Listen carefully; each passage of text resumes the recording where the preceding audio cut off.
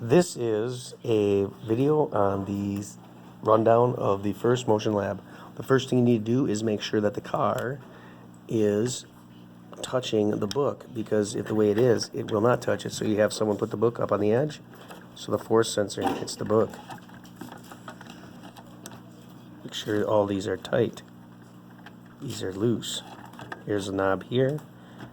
Tighten this one first if you have problems, and then tighten that one, and now we're all set. Car goes to the top. You have to make sure your lab quest is set. We do a file, new, and discard.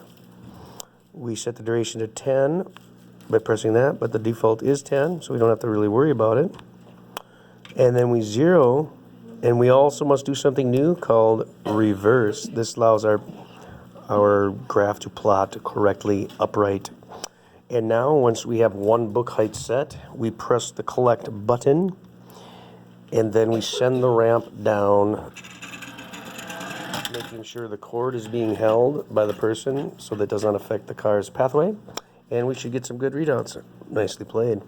To do another run, we will press the file cabinet button, and then we will put it on all runs, and we'll do the second run by adding the second book. We then do this 2 more times, doing the third book and fourth book, realizing that we're adding potential energy.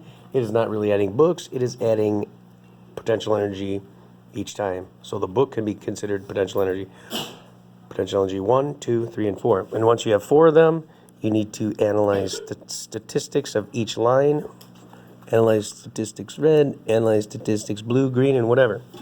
When you are done with that, you should go File, Print, Graph. Make sure you print it to Schromick, which is in the room. You put a title in there, which would be something like Potential Energy Lab. And then add your names in this footer area so you know whose is whose. Then you press print 4 times or how many people you have in your group. That is it. Thank you to the volunteers. 1, 2, and 3. Signing off.